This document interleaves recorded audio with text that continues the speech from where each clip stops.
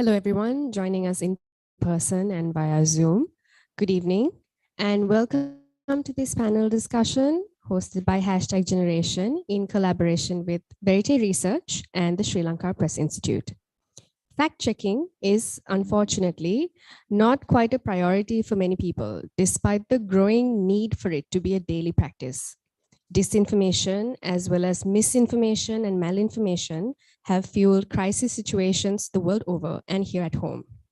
Today, Sri Lankans find themselves in especially troubled waters, with every citizen focusing on the current economic crisis. Crisis creates storylines and narratives that often propagate without much regulation, leaving space for misinterpretation, misrepresentation, and falsehoods to also filter into widespread discourse. In fact, the impact of disinformation can also be so drastic that it in itself can be considered a crisis or an attack on information. We at #Generation began our fact-checking exercise in March of 2021. A year later, we have published almost 60 fact checks, some of which are trilingual and available on our social medias. Tomorrow, the 2nd of April, is International Fact-Checking Day. And we felt that this discussion is an urgent and necessary one, especially in light of unparalleled citizen engagement in light of the current economic conditions. Today, we are joined by 4 experts in this field: Dr. Gehan Gunatilaka, Dilrukshi Handunetti, Lakna Pranamana, and Kasun Kumarage. Thank you for your time and your knowledge, and we look forward to an illuminating discussion. With that, I would like to hand over the proceedings to Rebecca David, project lead at #Generation.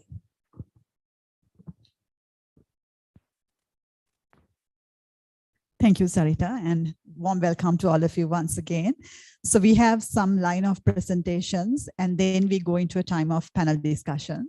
So before we go into a time of presentation, I would now call upon Harsha Silva, who is the social media analyst at #Generation, and he's also the fact checker for #Generation. So he will make his introductory remarks, and then we'll move on from there. Thank you.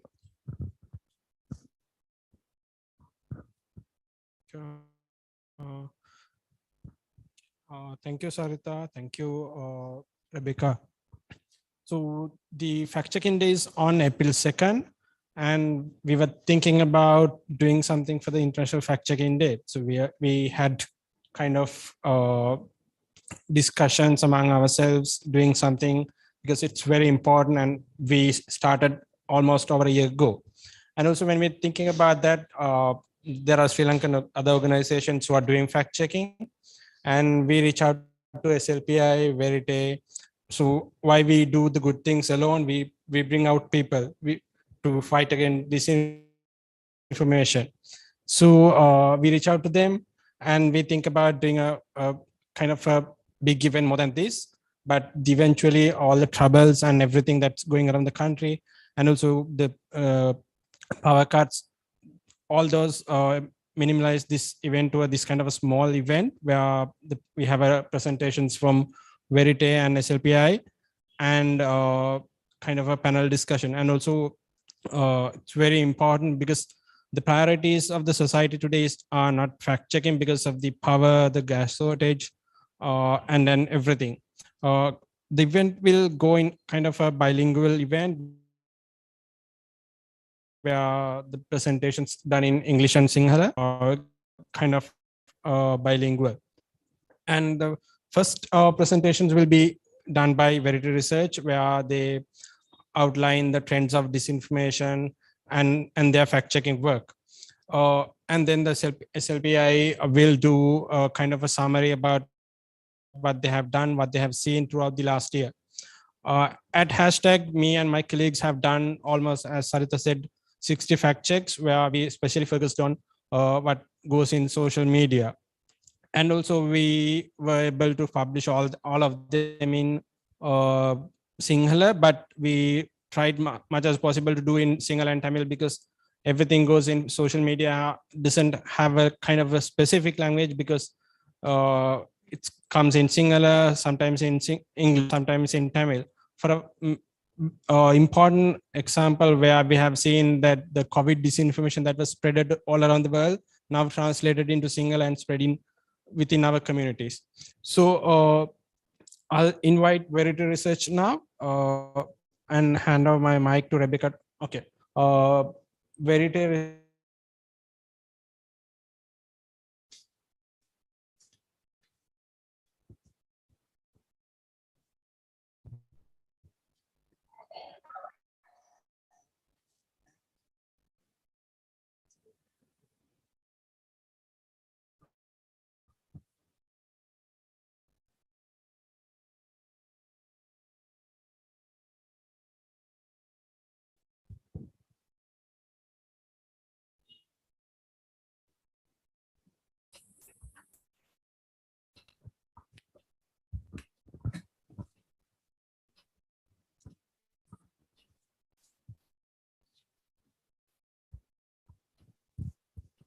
Thank you, Harshana.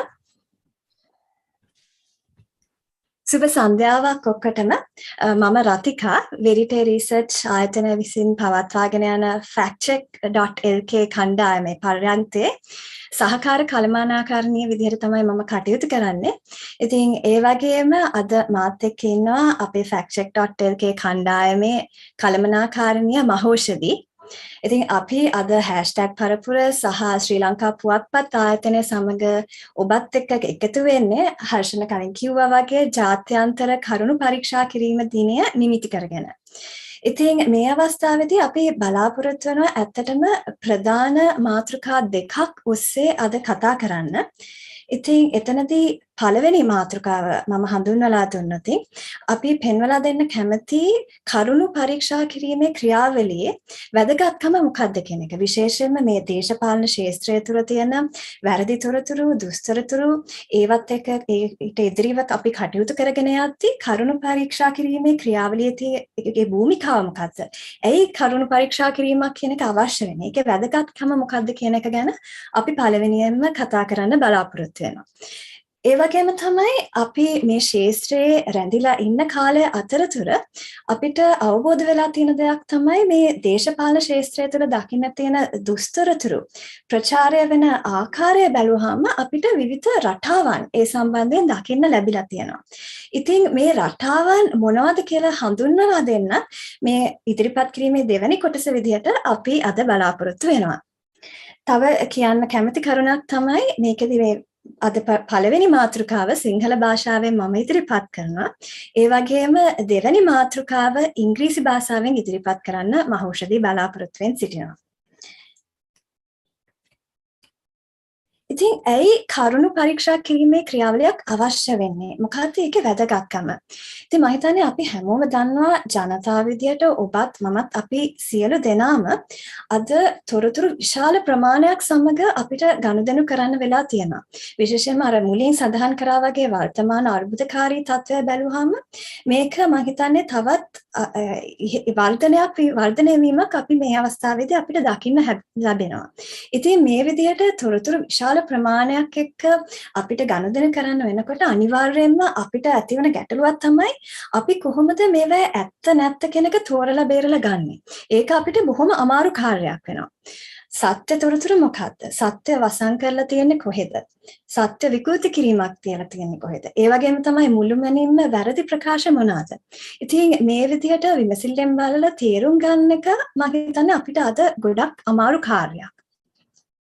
ඉතින් ඒ වගේම දැන් මේ ගැටලුව දිහා අපිට විවිධ පැතිකඩ වලින් බලන්න පුළුවන්.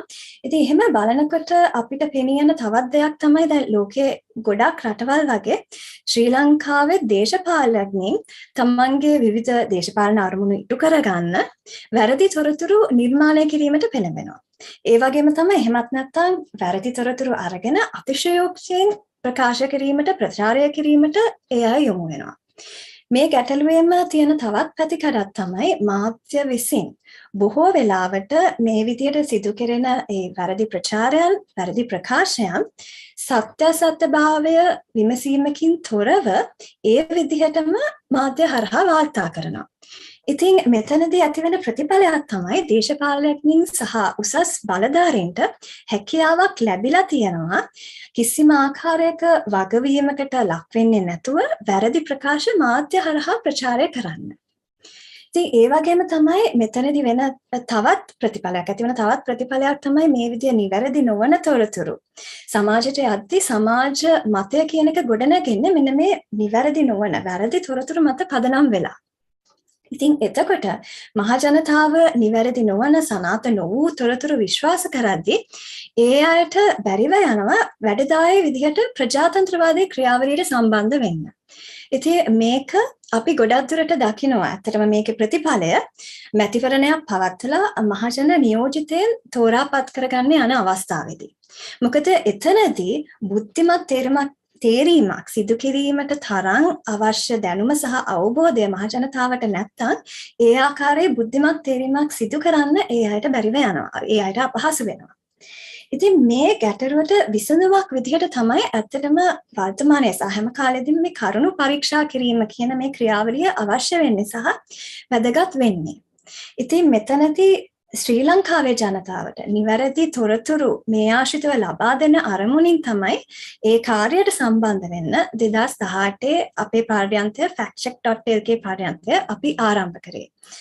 ඉතින් මෙතනදී factcheck.lk පාර්ලිමේන්තයේ තියෙන විශේෂත්වයක් තමයි අපි හැමතිස්සෙම දේශපාලන ශාස්ත්‍රයට අදාළව පමණක් තමයි අපේ කරුණු පරීක්ෂා කිරීමේ ක්‍රියාවලියේ යෙදෙන්නේ. ඉතින් ඒ ආශ්‍රිතව ගත්තම අපිට තියෙන අභියෝග ගැන කතා කරොත් ඇත්තටම අපි හැමතිස්සෙම බලන්න ඍජුව සම්බන්ධ වෙන්න දේශපාලඥයින්ව තමන් කරන ප්‍රකාශ සම්බන්ධයෙන් වගවීම එහෙමනම් වගවීමට ලක් කරන එකට එය ප්‍රවර්ධනය කරන එකට තමයි අපි හැමතිස්සෙම ඍජුව සම්බන්ධ වෙන්න උත්සාහ කරන්නේ. ඉතින් මේ විදිහට අපි ඒ අංශයෙන් කටයුතු කරද්දී මම හිතන්නේ අපි factcheck.lk පාර්ලිමේන්තය ආරම්භ කරද්දී අපිට තිබුණා අරමුණ තුනක්. පළවෙනි අරමුණ තමයි ඡන්දයෙන් පත් කරගන්න අපේ මහජන නියෝජිතයන්ව තමන් සිදු කරන ප්‍රකාශ සම්බන්ධයෙන් වගවීමට ලක් කරන එක.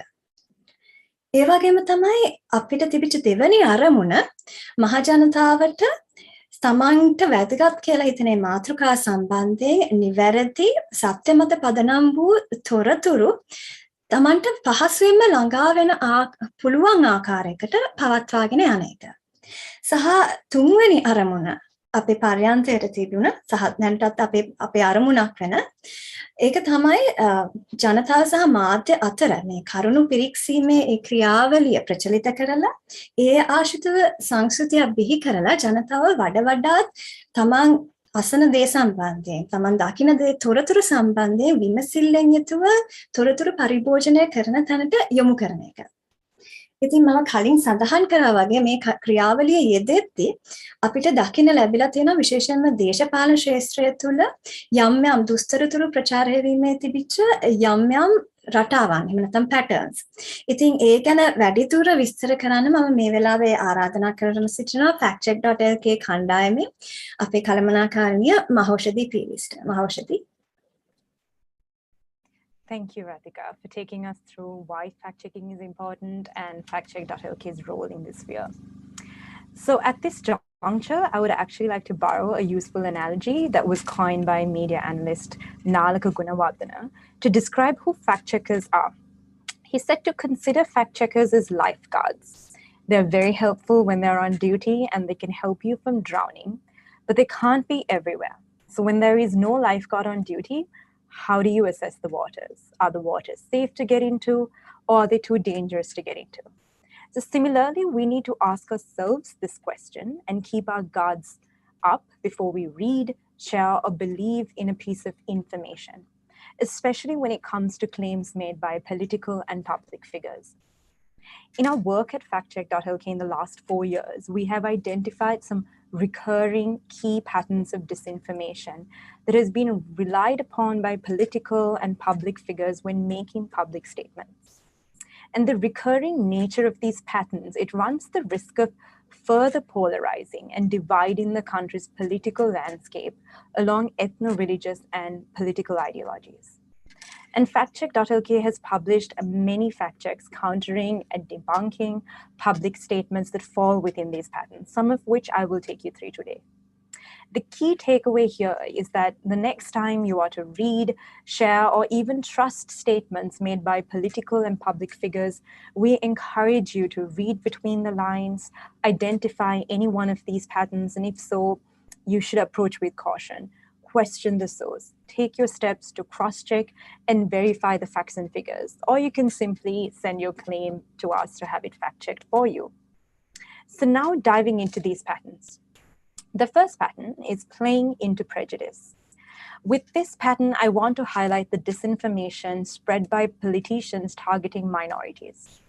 And we've often seen that politicians make inaccurate statements that may legitimize prejudicial narratives against the country's ethno-religious minority groups, and therefore they must be debunked. Here are two such falsehoods targeting minorities that have consistently made its rounds in the media. In this fact check, MP Gamampila states that a claim that is that essentially implies that Sri Lanka's national anthem cannot be sung in Tamil, and if sung in Tamil, it would be a violation of the constitution.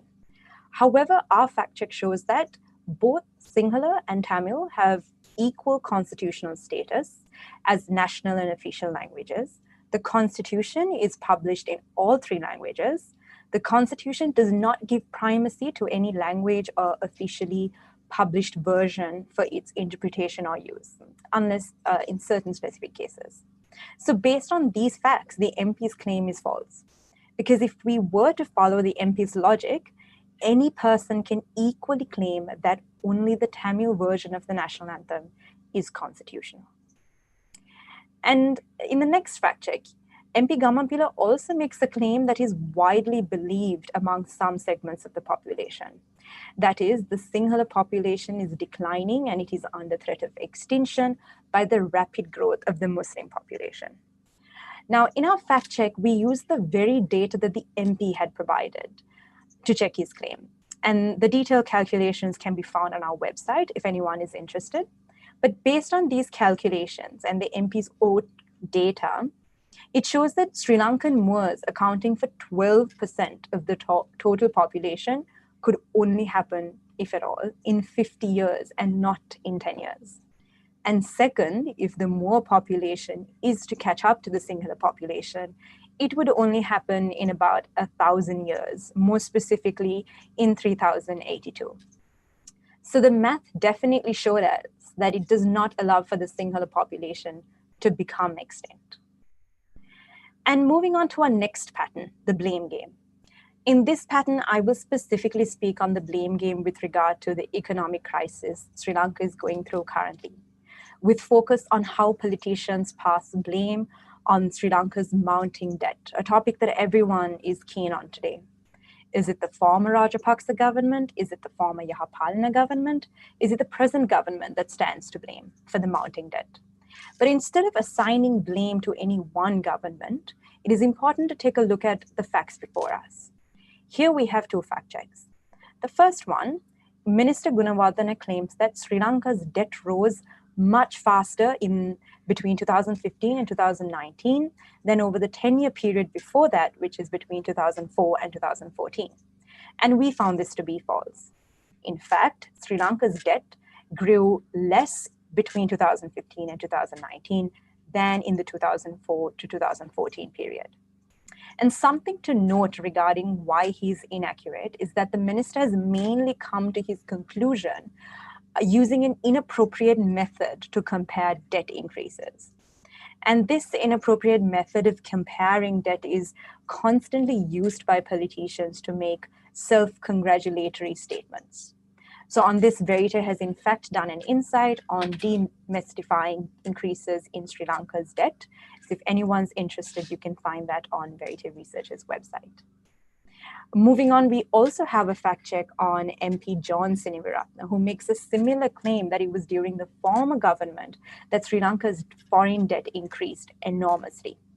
And although it's not clear whether he referred to central government debt or foreign debt, on either interpretation of his statement, the numbers he had cited is hugely incorrect.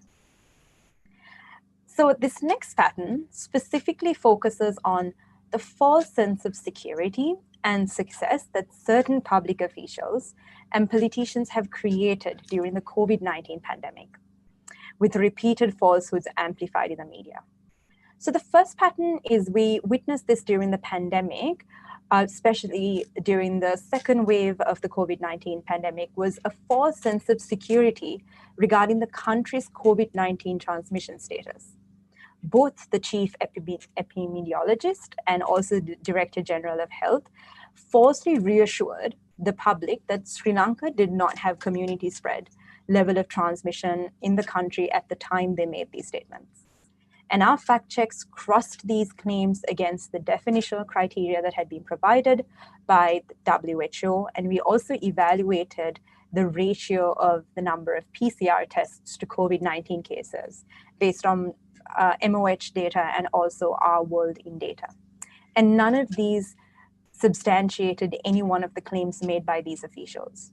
In fact, the data pointed to the fact that it was highly unlikely that Sri Lanka did not have community spread at this point of time. And more recently, statements on COVID-19 have moved from providing a false sense of security to a false sense of success, especially on vaccination rates achieved. At this point, I must say that the figures relating to vaccination rates, they aren't bad and in no way discrediting the government's achievement in this aspect. And they've been reasonably successful too. However, there has been gross exaggeration in the public domain as to its progress and achievement. In July 2021, Nama Rajapaksa prematurely declared that Sri Lanka was the country that had most successfully controlled the pandemic in South Asia. But based on our evaluation, Sri Lanka did not have the best outcomes, either on the number of deaths per million or the number of PCR tests, along with its positivity rate, or in terms of the percentage of the population that was vaccinated at the time the statement was made. And more recently, in fact, earlier this year, Minister Kehelia Rambukwala claimed that Sri Lanka had ranked 4th in the world with the highest vaccination percentage for its eligible population. But based on our world in data, Sri Lanka ranked 57th place for having vaccinated 64% of its total population, and in the 46th place for vaccinating 84% of its over 14 population. Therefore, at the time of the fact check, Sri Lanka never ranked in the top 5, nor in the top 45 countries in terms of the vaccination success. And this brings me to our last pattern on misconstruing rights. This pattern is specific to politicians and public figures making unsound interpretations of the law. This particular pattern can be very dangerous when it especially goes to undermine one's own fundamental rights and carries the threat of legal action. Earlier this year, SSP Thalduwa made his statement claiming that criticizing the president on social media or any other media can result in legal action. And this kind of false statement has dangerous repercussions, considering the country's present situation and also considering last night's protests. Such claims going unverified is harmful to society. Our fact check goes on to clarify that based on Article 14(1) of the Constitution, which vests every citizen with the freedom of speech and expression, and based on decided cases by the Supreme Court, merely criticizing the president or insulting the president or the government doesn't attract criminal liability. And more recently, Minister Sarath Weerasekara claimed that anyone found distorting or disrespecting the national flag can be charged under the Penal Code. However, further reading into the Penal Code confirms that the mere act of distorting doesn't automatically fall within the scope of the Penal Code, unless it is accompanied with intention to promote feelings of ill will and hostility. And on top of that, the act of disrespecting our national flag remains outside the scope of legal punishment. In fact, in a recent tweet to factcheck.lk, Minister Sarath Weerasekara suggested that he did in fact agree with factcheck.lk's verdict on his statement. And this brings me to the end of some of the key patterns of disinformation that we wanted to shed light on. The main reason we wanted to highlight these patterns is that despite having debunked these recurring claims, politicians continue to repeat same or similar claims, and they tend to be reported in the media without any verification of its accuracy, which is why Sri Lanka's media should consider to partner more with fact-checking initiatives and promote the practice of fact-checking among themselves and also the public to hold our elected representatives accountable. And I would like to end this presentation by directing our audience to check out our brand new website that is a recently refurbished factcheck.lk website, where you can find more details on the fact checks that I have spoken of today. Our website acts as a repository of information. It has very detailed evidence-based fact checks, which is written by experienced researchers and can be accessed in all 3 languages. It also allows you to engage with us more, read up on our methodology, and replicate this process just by yourselves if you want to fact check statements on your own.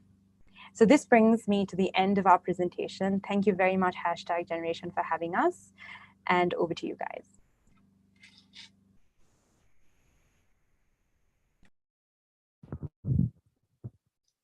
Yes, thank you, Mahoshdi, and also Radhika for that presentation and showing us the political disinformation pattern in Sri Lanka, which is very timely and useful. Thank you very much. Now, the next presentation will be by the Sri Lankan Press Institute. We will have Manisha Jayasundara, who will share the presentation, who will join us online. Over to you, Manisha. Thank you for that. Let me share my screen.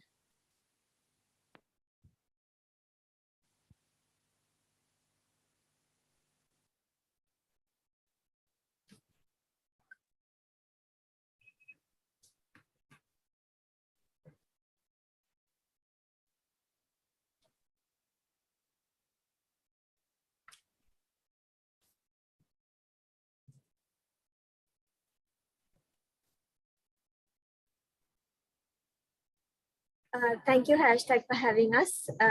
And on behalf of the Sri Lanka Press Institute's fact-checking team, FactSeeker, I'd like to present what we have been doing at FactSeeker. And I have with me Kasun Kumarage, SLPI's media trainer and team lead of the fact-checking unit, who will lead the next following session. And thank you, Mahoshdi, for setting the tone for today's discussion as well. So SLPI's fact-checking team has been in operation since 2020, and our objective in this initiative has been, we have four main objectives in carrying out our initiative. First is improving media literacy in Sri Lanka to promote a culture of and uplifting the public right to accurate information, because we believe that there's a spread of our increasing trend around mis and disinformation, which decreases the public right to accurate information. Then thirdly, to promote a culture of fact-based decision-making, which we think is very important today. And also, especially with the current pandemic, we also see an infodemic with an excess flow of information, that also is very dangerous. So to fight the present day infodemic is the fourth objective of FactSeeker. So with these objectives, FactSeeker, the SLPI's fact-checking arm, has been in operation, and we've been we've been monitoring both social media and mainstream media to verify information that go viral, both on these platforms, to provide the public, and we do fact-check information that we find are of public interest. So to give you an overview of the 2020 overall picture of what we have conducted during the past year, if you can see, we have identified 4 key points, or this is the major trend analysis during the past year. So in February, we have a significant high point of fake news, and we've identified mis and disinformation under 7 key points, 7 key criteria. And in February, the hike is on political and fake news, where information say about the Prime Minister resigning from his office and about the statements made by certain political parties or political personalities have been circulating on social media and on mainstream print. Then in April, we have another hike again on political related false information related to political personalities, political parties, and also false information regarding party decisions. Then during the month of August, there's a hike on society-related false information. This is also the time when the COVID pandemic was, where Sri Lanka experienced a second or third wave of the pandemic, and this was also the time when the teacher struggles in Sri Lanka took place. So we have false information related to those two incidents, and we have celebrities, false information regarding celebrity deaths and about COVID circulating during this period. Then in November, another hike we have again on celebrity deaths, then COVID-19 and other misinformation related to security footage regarding accidents. So this is the basic overview of 2020 as a fact-seeker engagement, and our areas are in the cyber spam, society, political news, economy news, health-related and environment-related news items. So engaging in fact-checking since 2020 August to this day, we fact-checked over 190 items, and we also understand the danger of false information or the spread of fake news, what we popularly call fake news. And we like to call this the Trojan effect of false information or disinformation. The reason why we use this term is that false information, most of the time, more often than not, is in the guise of real news, or is in the guise of good information or reliable information, and is spread in good faith. But oftentimes people are misled by this information, and this often lead to destruction and disruption of public interest and public well-being. So under having called this the Trojan effect of misinformation, we have also identified 7 areas for the purpose of this presentation for you to understand, also to show you how false information or the danger of false information ferments or infects several areas. First and foremost is it affects democracy and freedom of expression. So if you can see these 2 examples, we have conducted verifications. This is about a news circulating on social media, again a political personality, where he makes a statement about the Easter Sunday attacks, where he says, what's the matter with thousands of people dying? So this information is a manipulated statement, again designed in the guise of a newspaper article. So whoever consumes this information begins to think that, okay, a political person. We can't hear you. Sorry to interrupt. Hello. Hello. Okay, now we can hear you. Okay, thanks. Right. Okay. Right. So as I was saying, we have identified several sectors where the danger of false information ferments or infects the public decisions or public thinking. And the first one is under democracy and freedom of expression. So first example is of a political personality making a statement regarding the Easter Sunday attacks and people dying. And it is represented in the design of a newspaper article. The second is about the opposition party leader abstaining from voting at the Colombo Port City's Economic Commission when this is passed. So again, the idea of a democracy, especially when it's practiced in Sri Lanka, news items like this destroys or violates democracy and values of democracy. Secondly, we've identified health-related decisions where the danger of false information is trickled down to making decisions related to health, both at the national and individual level. We have a statement said to be made by Tilvin Silva saying that abstain from taking the Indian vaccine because it causes cholera infection. And then another unsettling information, again during the height of COVID-19, about oxygen cylinders running out in Kalubowila-based hospital. Then again, another piece of information that was also in circulation on international media about a Nobel laureate saying that in 2 years' time, the COVID vaccine will kill people. Then thirdly, we've identified attitudes related to gender. Here, what is important is that most of the time, these news items do not really counter a fact, but this is directed to the gender, sexual orientation, or the fact that someone is female or male, or even of a different gender or sex. So here the first news item is about a photograph that says Mr. MP Gammanpila has taken his wife on a trip to visit to Iran, where the image is not of his wife, and it says Tel tikak hinda ganita pardawakut andua. So the image of the woman is reduced to a person who cannot make a decision for herself, and what she wears, what she does is decided by the man.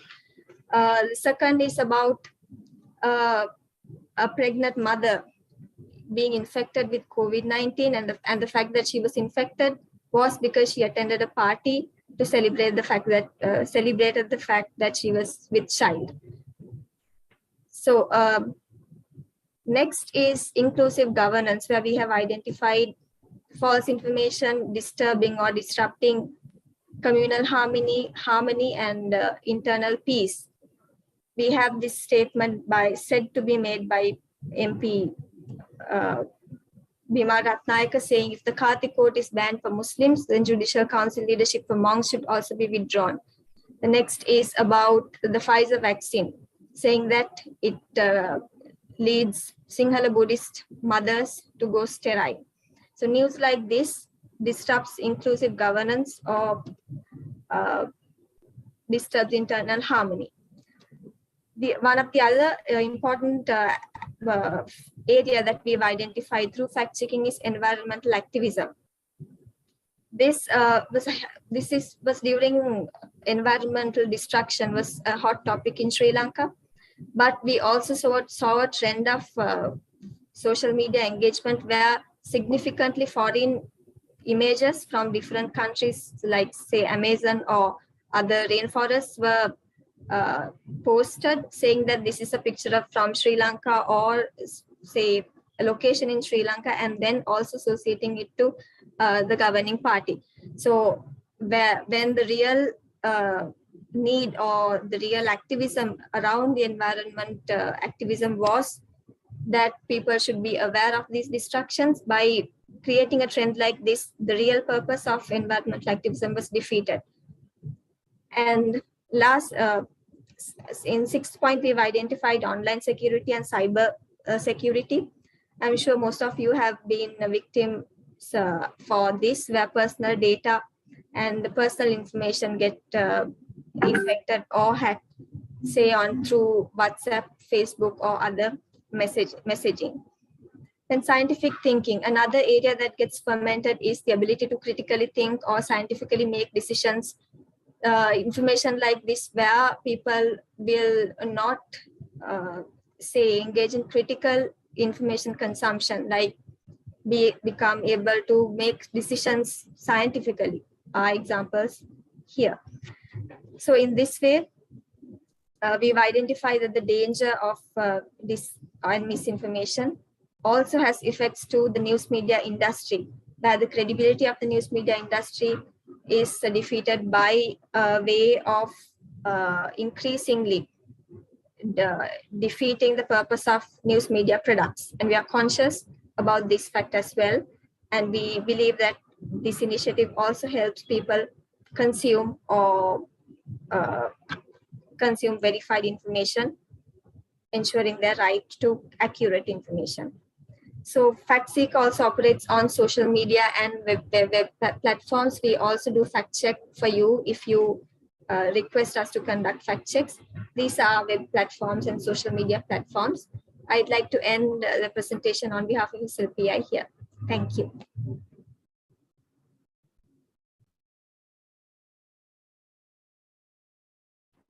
Thank you for that detailed presentation and for showing us the areas that SLPI gets involved in fact-checking.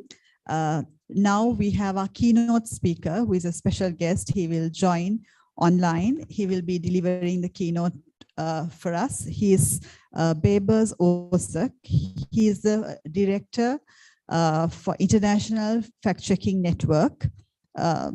He's also, prior to International Fact-Checking Network, he has served as a founding executive director for a firm in Turkey engaging in fact-checking. So he has immense experience in this area. He has been working from 2014 in the area of fact-checking. So we would warmly welcome Bebers Osak to deliver the keynote at this time. Over to you, Bebers. Hello, thank you so much. And I hope you can see me and hear me. And I apologize for my unusual appearance because I'm on a way to Norway for a conference, and I hope the connection is good, but I see the thumbs up. I appreciate it. It's a pleasure to be here today with you for the International Fact-Checking Day celebrations organized by the Hashtag Generation in partnership with Verite Research and the Sri Lanka Press Institute. And I was able to meet with my colleagues from Verite Research and Sri Lanka Press Institute back in 2019 in Bangkok, Thailand. So I'm really proud and more than happy to see that those efforts have come to this point. I'm so happy. Founded back in late 2015, the International Fact-Checking Network, the IFCN, has been advocating for higher standards among the global fact-checking community. To fulfill that purpose, a code of principles for fact-checkers has been developed and introduced to the community in 2016. Code of Principles was immediately signed up by 35 organizations from 20 different countries after its launch in 2016. Facebook, now known as Meta, told the world that they would rely on their third-party fact-checking program in December 2016. That became a possible project after the fact-checking community wrote an open letter to Mark Zuckerberg in 2016 to address the need for fight against misinformation. In January 2017, we introduced a new system with independent and external assessors to review the adherence to the code and set up an advisory board to identify whether the applications qualify to become a verified signatory to our network. After a year of the launch, this application process turned into an online portal and became much more streamlined to help world's fact checkers. The IFCN currently has a pool of 181 assessors in 72 different countries. The International Fact-Checking Network puts a strong emphasis on the expertise, geographical coverage, and impartiality of its pool of external and independent assessors. We organize webinars for the assessors throughout the year to disseminate the know-how and experience which is essential for the assessments.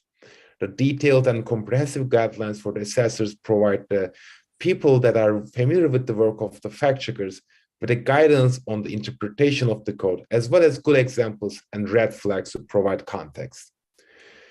The code signatories range from big beasts of traditional media organizations, such as Le Monde Le Décodeur in France and the Washington Post in the US, to global news wires such as AFP, AP, DPA, and Reuters, to nonprofit organizations like Africa Check from South Africa, Full Fact from the UK, Checado from Argentina, and startups such as Agência Lupa in Brazil, PolitiFact in the US, and Rappler in the Philippines.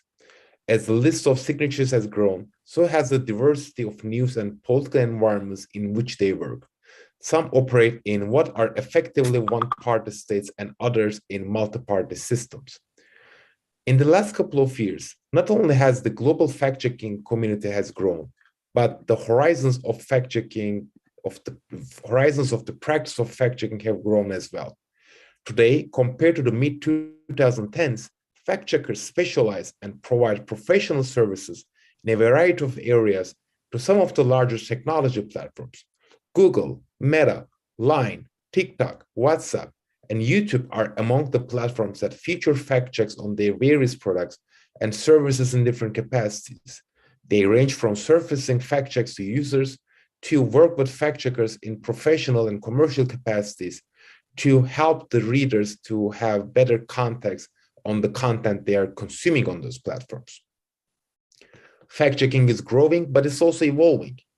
The latest census that we have done identified 341 active fact-checking organizations, which is 50 up from last year's report. According to the very same survey, a large group of new fact-checking projects are based in Southeast Asia, making the region among the fastest growing regions for fact-checking organizations. But after years of steady and sometimes rapid growth, there are signs that the growth trend is slowing. And although misleading content and political lies have played a growing role in contentious elections and the global response to the coronavirus pandemic. Slightly more than 2 years ago, the world was shaken by the news of the novel coronavirus spreading around the world, followed by the first infodemic. As it was described by the United Nations, the infodemic created a new role for misinformation and generated the deadly impact of COVID-19. And it has been noted by observers, academics, and practitioners such as fact-checkers. Fact-checkers deal with countless baseless claims and conspiracy theories that are making people around the world more vulnerable to the disease. A study published in the American Journal of Tropical Medicine and Hygiene estimated that about 6,000 people were admitted to hospitals as a result of false information on social media. The response to misinformation on COVID-19 has been far from being perfect. However, the consensus now we have on the need to tackle the issue with a multidisciplinary approach has set a new standard for collaboration between public institutions, technology platforms, fact-checkers, and broader industry experts seeking authoritative and reliable information. A recent study from the Reuters Institute found out that the number of English language fact-checks rose by 900% just from January to March 2020. Technology companies have been under stronger scrutiny to address the impact of their business models on the amplification of misinformation to its highest level ever. Critics of big tech point out that shortcomings of platforms from an information quality perspective significantly different from what the previous focus was on their privacy and data protection concerns. International non-governmental organizations such as the United Nations are teaming up with fact-checkers to provide the most vulnerable people with accurate and digestible information. Politicians all around the world are under stronger emphasis for their lack of commitment to factual and scientifically backed information on the importance of social distancing, face coverings, and vaccinations for winning the battle against this pandemic. I can hear everybody asking, are these enough? It's absolutely far from being enough. Conspiracy theories still travel faster than reliable information. Vaccine hesitancy and accessibility still poses a strong risk against community immunity and is being fueled by disinformation circulating in closed groups, messaging apps, and social media, and even the traditional media. Scalability of fact-checking's impact has become the main theme for concern for fact-checkers across the board, and the lack of globally and consistently applied policies are making this fight harder. We believe that content moderation practices should be transparent, accountable, and empowered by experts, in this case, fact-checkers, to help the public to sort fiction from truth. We have a similar pattern we observe as fact-checkers during the war in Ukraine. The information war between the aggressor and the victim of a war is a clear indication of the importance of fact-checking and accurate information to provide the public with authoritative information during crisis time. Governments around the world are using the misinformation phenomenon as an opportunity to control the flow of information and public discourse at the expense of practices signaling censorship. More and more examples of government-controlled fact-checking operations compose a threat to the credibility that non-partisan and independent fact-checking organizations from South Africa to Norway, from the United States to Sri Lanka have earned over the years. Even in so-called established democracies, bad actors have weaponized fact-checking to deceive constituencies and marginalize dissidents that challenge their dominant narratives. Elections are growingly turning into information battlefields, where gatekeepers push narratives to populate the public domain and influence people's opinions. I come from a political fact-checking background. Between 2014 and 2019, the fact-checking organization that I launched and managed fact-checked 2 presidential, 3 parliamentarian, and one local election in my home country, Turkey. We had been asked numerous times whether our goal was to change people's decisions before elections. It was not. We were happy and fortunate that we were well connected with the international fact-checking community, even in our early days. Therefore, we never had aimed to focus on changing people's decisions, as we were committed to nonpartisanship, and delivering false statements was not under anyone's monopoly. However, those elections enabled us, eventually fact-checking, to become a household name in the country as it now is around the world. Similar to roughly half of the fact-checking organizations in our network, the nonprofit nature of my former organization and the Verita research formation was instrumental in communicating fact-checking as public interest journalism, as an antidote to polarizing discourse fueled by politically charged disinformation.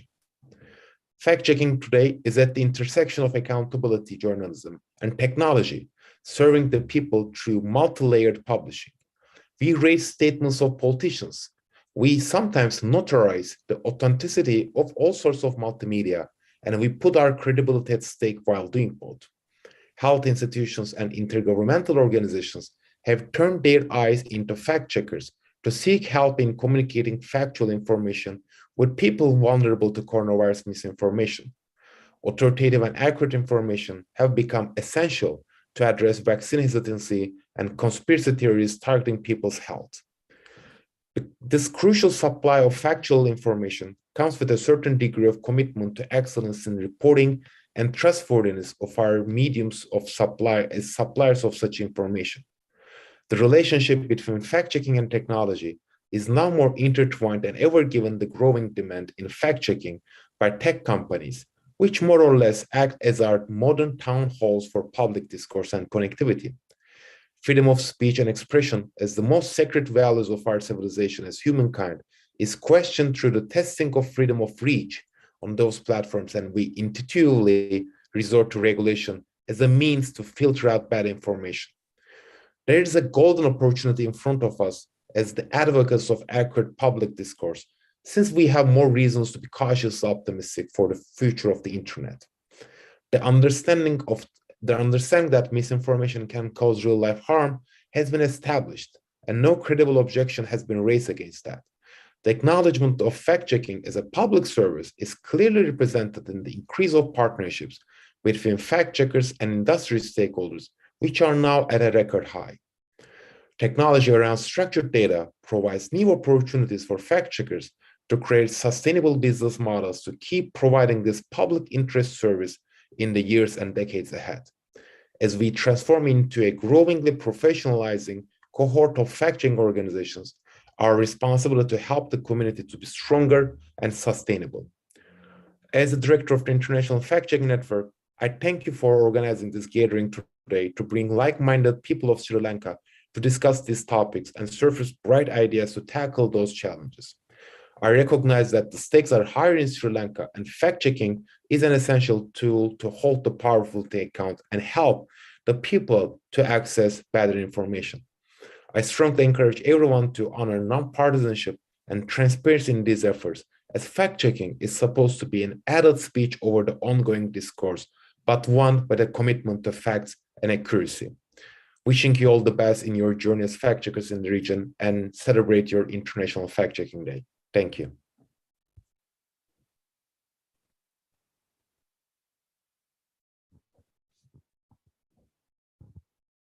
Thank you, Osak, for sharing your experience and insights with us. Also, thank you for dedicating your time and joining with us and accepting our invitation. We really appreciate it. Thank you once again. Okay, now we go into a time of panel discussion.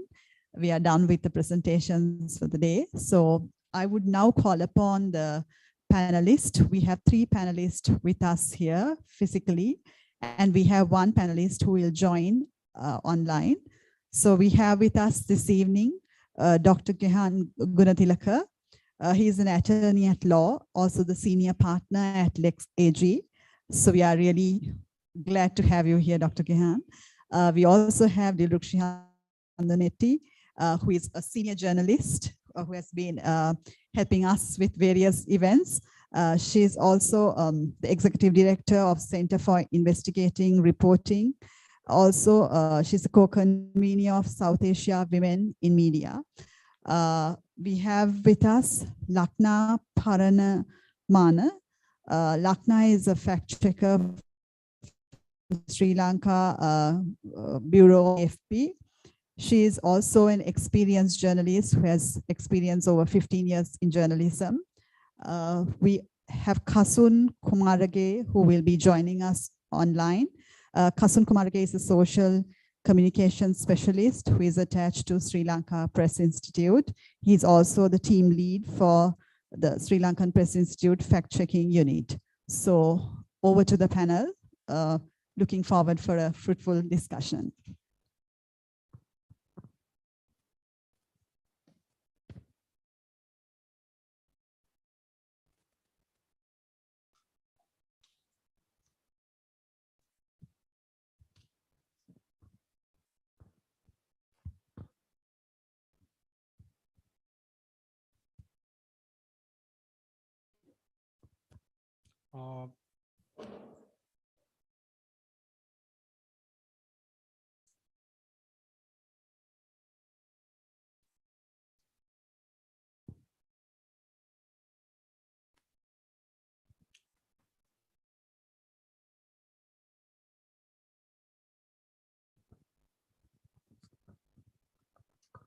Yeah, thank you very much.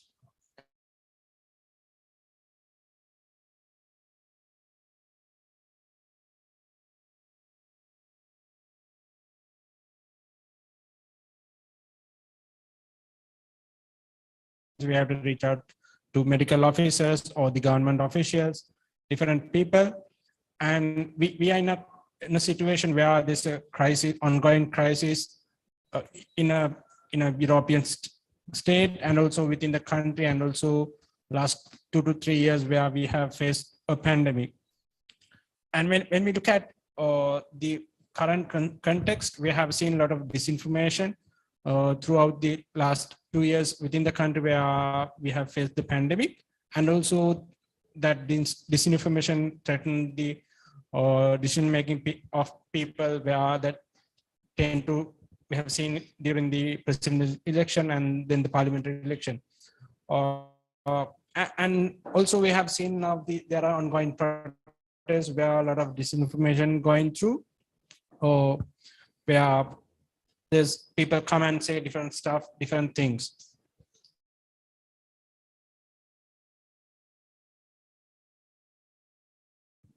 Politicians, the ministers are saying different stories about the incident, where there's a lot of stories coming up. Dr. Gehan, we'll start with you. We'll go in the first round as initial remarks from everyone, and then we go in. You tweeted with saying that the government has, or the disinformation machine has started. We'll start from that. Thanks, Arshana. Thanks for inviting me. And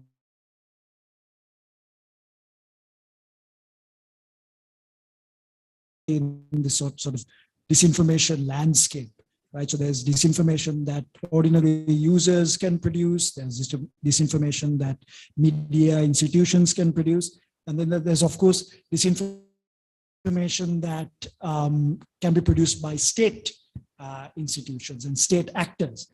And I think it's important to try and understand the various factors that go into disinformation. And one way of understanding that is to think about it as a chain.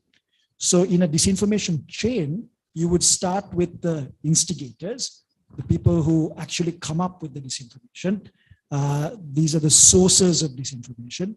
Then you have the agents of disinformation, the people who actually take the information and spread that false narrative. Sometimes they may do it deliberately and sometimes they may do it inadvertently. So I'll come back to that point. Then you have the actual message. So there has to be some viral sort of content or viral feature to that message for it to really catch on and become disinformation. Information that no one really cares about or would immediately assume is false would not become disinformation. There has to be something, viral and potent about the message. Then you have the intermediaries. The platforms have to be, there for the information to flow. So the channels are also an important part of the chain. And finally, you have the targets, us, users, readers, audience, people who end up getting fooled by disinformation and could end up being agents of disinformation as well. So there's a little bit of a loop that goes on. So this morning, we have a classic example, which I want to talk about very briefly, of where the disinformation source is the government, very clearly. The characterization of yesterday's protest as somehow being instigated by extremists. Anyone who was following the news can see that that's a misconceived, mischievous characterization. In fact, I recently saw the minister in charge of public security now coming out and contesting that characterization and saying the extremists were not behind it after all. So this came out from an official source. That's the instigator. Then you had journalists, or you can call them journalists, reporters, whatever you want to call them,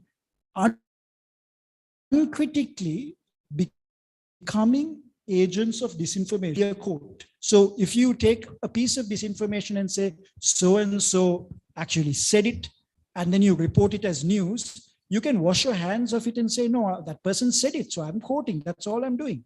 But then you become an agent of disinformation. And what's dangerous is you have legitimacy in society. So therefore you become a very effective agent of disinformation. And I think this is where there needs to be some strategy that goes beyond targeting the message and the final targets, the users, and also looking at who's responsible for spreading disinformation. So if you look at the disinformation chain, the typical strategies would be to target the message. And then, of course, through digital literacy and media literacy, you target the user. And to some extent, through accountability, you target the instigator. And that's what a lot of fact checks actually do. They call out the politician for spreading disinformation, for starting it. But I wonder whether more work has to be done in terms of the agents of disinformation. And I draw a distinction between instigator and agent, and the more recent studies do this, because the agent is not the instigator. This is the person who carries with them some kind of legitimacy in society. It could be another official having a particular position within the government structure. It could be a journalist, it could be a lawyer who goes around taking that disinformation and uncritically spreading it. And I think the next frontier for this sort of fact-checking strategy needs to account for this as well and work closely with independent journalism and the sort of work doing to inculcate accountability, not only amongst instigators, but also amongst agents. So I'm going to pause there. Thank you. Thank you, Doctor. Lanka, you have been a journalist and now a fact checker at International Bureau. So we'll continue where Doctor stopped at being an independent journalist, and also fact checkers have to do more. Yeah, I would agree with Gehan, and of course, but like he said, what Dilruksh is doing is important in that sense. Of course, fact checkers are only human, so there's only so much that they can handle when they are debunking a claim, and also there are certain restrictions that apply to fact checkers when we are trying to tackle a claim. For example, if it was really vague, or if there was sarcasm involved and not a direct claim, we cannot step into that arena where we would interpret a certain statement for somebody, because that then borders on curtailing somebody's freedom of expression, because they could always turn around and say that is not what I meant. So it's a very it's a blurred line sometimes, and the role of a fact checker is very it's like sometimes very sort of, you have to be very careful, because everything that we do has to be transparent, and eventually what we do is for the benefit of the general public. So yes, more has to be done, but it is in this case that things like media literacy having the general public more involved in verifying a claim, fact checking. And sometimes it's not a matter of, going through an entire process of debunking something, but just to be careful and to be wary when you see something online, you take a second look at it. Could this be true? If you're unsure, what you should do is to not forward it saying sharing as received, or I haven't verified the information, but I'm sharing it anyway. If you haven't verified, just don't share it. Like, we have to all have that discipline, whether you're a journalist or, somebody just surfing online. We have to inculcate that discipline within ourselves. So that is important as well. And of course, like Gehan said, and this is where things like media literacy and raising more awareness on the importance of fact checking comes into play, and especially in places like Sri Lanka, even among the journalists, because we are so used to, like, sometimes our journalists, it comes with deadlines, having to deal with all of the pressures in the newsroom. Sometimes there's just no time for them to fact check, but that is not an excuse to not verify something that's been said. That is very, very important. And that's, I think fact checking is one of the basic tenets of journalism. So it's a collaborative effort. Thank you. Thank you very much. So you end up with a point saying that fact checkers or the journalists have deadlines, and they can't say that because of the deadline we put this. So I move on to Devaruksha say about this. So people work on daily basis. People have deadlines. If you look at the last night incident, maybe the newspapers will print at 12 a.m. So they don't have figure out something. We'll start there. So I'll like to take a cue from what Gehan said, as well as what Lakna said. When you're a journalist, you have absolute responsibility to convey truth, and that is not truth that appears, as a truth to you personally. You have to verify it, because that's built in. There is no question about, that is right. There are deadlines, but having deadlines does not mean that you can always work around the truth, give half-baked stories. And this is also why I would like to say that the media industry, as an industry, we are not trusted anymore. So this whole trust deficit has come about because people know that journalists are no longer verifying information to the extent that they should be doing. A classic example, there was a very recent story about the kind of public wealth that certain politicians are having, and this gets tweeted about. There are shared posts, but nobody goes. People actually do stories around it, write critiques on it, do commentaries on it, but nobody really tries to find out whether this claim is true. Actually somebody amassed this kind of wealth through a particular venture.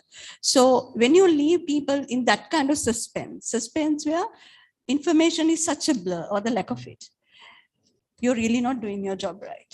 And we have been reporters for a long time. Lakna and I have worked even in the same newsroom. So we all know that no matter what, verifying is so essential that you just cannot say that I ran into a deadline and sorry, I had no time. For example, whether it was an extremist or it was, badly introduced word, and whether I can use that word quoting somebody and pass on that responsibility, saying that, oh, sorry, it came from a responsible place.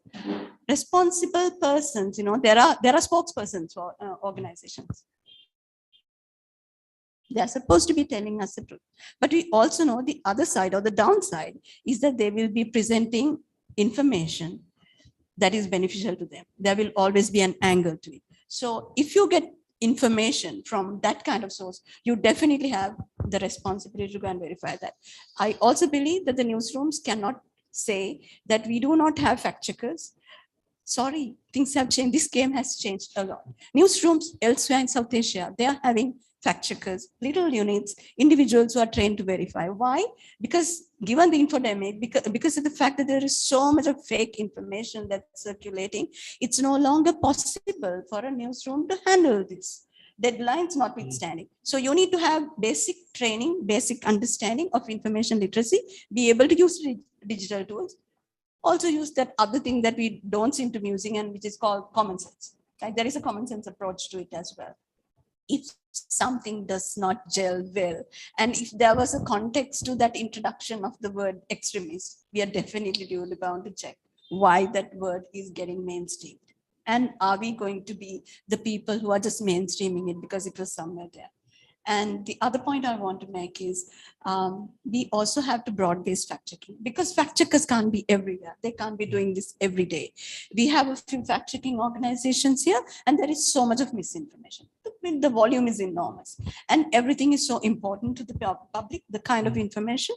So what you need to do is you also have to, as Lakna said, create spaces for more information literacy among people, because they also need to be able to see, because all of us are not going to use digital tools and run around saying, okay, let me see whether this image is, really the authentic one, but that's not the case. But we all have to have some basic understanding as to what information literacy is and practice it. And in the coming days, this is going to be really critically important. Thank you. Thank you very much. Kasun is joining with us online.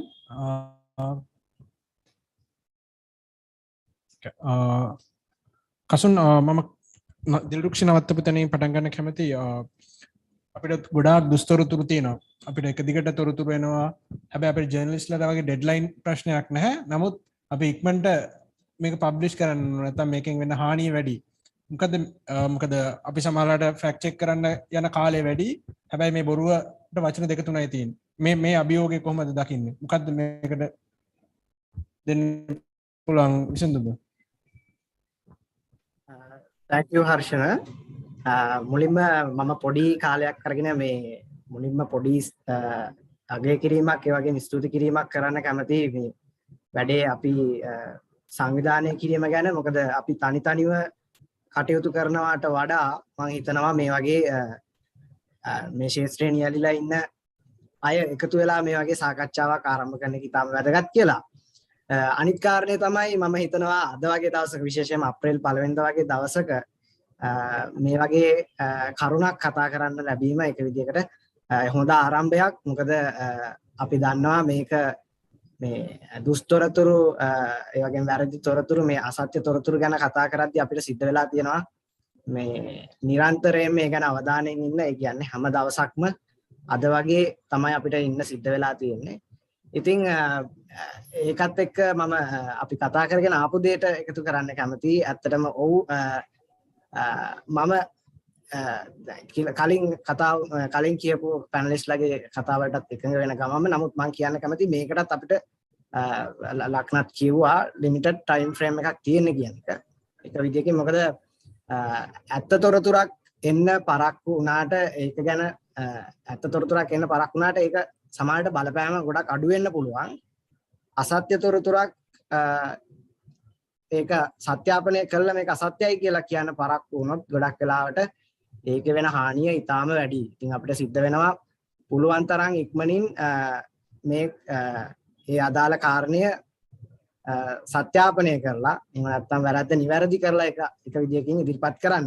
ඉතින් ඒකෙදි දැන් අපිට විශාල ගැටලුවක් වෙන්නේ මේක හැමතිස්සෙම මේක ආందోලනාත්මක කාරණයක්. ඒක සරල කාරණයක් වෙන්නේ නැහැ. මොකද සත්‍ය විකෘති වෙලා තියෙන්න පුළුවන්, සම්පූර්ණයෙන්ම නොමග යවලා තියෙන්න පුළුවන්. නැත්තම් අලුත් විදිහක නිර්මාණය කරපු තොරතුරක් වෙන්න පුළුවන්. ඉතින් මේ කාරණා මොක වුණත් අපිට සිද්ධ වෙනවා ටිකක් කරුණු එකින් එක අරගෙන යම්කිසි වෙලාවක් ගත කරලා ඒක සත්‍යාපනය කරගන්න. ඉතින් ඒකට ගත වෙන කාලය විශේෂයෙන්ම දැන් මේ අසත්‍ය තොරතුරු සම්බන්ධව කටයුතු කරද්දී තියෙන ගැටලුවක් තමයි අපිට අසත්‍ය තොරතුරු එන තැනින් සහ ඒක අවසාන වශයෙන්ම කොහෙන්ද අපි වෙරිෆයි කරගන්නේ කියලා ගත්තට පස්සේ ඒ වෙරිෆයි කරගන්න තියෙන ඒ තොරතුරු දරන කෙනා, තොරතුරු දරන ස්ථානය, එහෙම නැත්නම් ඔතොරිටි එක ඒ තොරතුරු දීම සීමා කරලා තිබුණොත් ඒ තොරතුරු වලට ඇක්සස් වෙන්න අපිට බැරි වුණොත් සමහරවිට විශාල කාලයක් යනවා. ඒක තමයි විශාල ගැටලුවක් අපිට මුහුණ දීලා තියෙන මේ වෙලාවේ. පබ්ලික්ලි තොරතුරු නැතිකම සහ තොරතුරු තියෙන අවසාන පුද්ගලයා හෝ අධිකාරිය ඒ තොරතුරු සීමා කිරීම හෝ අවසන් කිරීම. ඉතින් ඒකත් එක්ක අපි හැමෝටම තියෙන අභියෝගයක් තමයි මේ වෙලාව කියන එක. ඉතින් ඒක අපිට ජය ගන්න ඒකට අපිට ඇඩ්‍රස් කරන්න වෙන්නේ තොරතුරු ඉක්මනින් ලබා දීම සම්බන්ධව කතිකාවතක් ඇති කරගන්නේ. ඒ කියන්නේ ඕනෑම තොරතුරක් කොහොමද publicly available තොරතුරු විදියට ලබා දීලා දැනටමත් තියන්නේ. ඒ කියන්නේ අපි හොයන්න යනකොටම ඒ තොරතුර දැනටමත් එළියේ තියෙනවා නම් අපිට පුළුවන් ඉතා පහසුවෙන් ඒ තොරතුරට ඇක්සස් වෙන්න. දැන් උදාහරණයක් විදිහට පහුගිය දිනවල හැම භාණ්ඩයක්ම මිල ගණන් වැඩි වුණා. එතකොට මිල ගණන් වැඩි වෙද්දී අපිට තියෙනවා නම් එක තැනක් මේ මිල ගණන් වල අවසාන මිල ගණන මෙන්න මෙතන තමයි සටහන් වෙලා තියෙන්නේ. මෙන්න මෙතන තමයි සිමෙන්ති වල අවසාන මිල මෙන්න මෙතන තමයි තියෙන්නේ කියලා කියන්න. බලන්න පුළුවන් නම් පාරිභෝගික අධිකාරිය හරි මුදල් අමාත්‍යාංශය හරි ස්ථානය අපිට පුළුවන් එතනින් ඒ තොරතුර ලබා ගන්න. ඉතින් අපිට ඒක මැනුවලි හොයන්න ගියොත් ඒකට යන කාලය මම හිතනවා ඒ ආයතන පද්ධතිය ඇතුලේ ඒ සම්බන්ධ කරගන්න යන වෙලාවත් එක්ක දීර්ඝ කාලයක් යයි කියලා. ඒකට ඒ වගේ අපිට යෝජනා කරන්න පුළුවන් වෙන්නේ තොරතුරු හැකිතරම් නිරාවරණය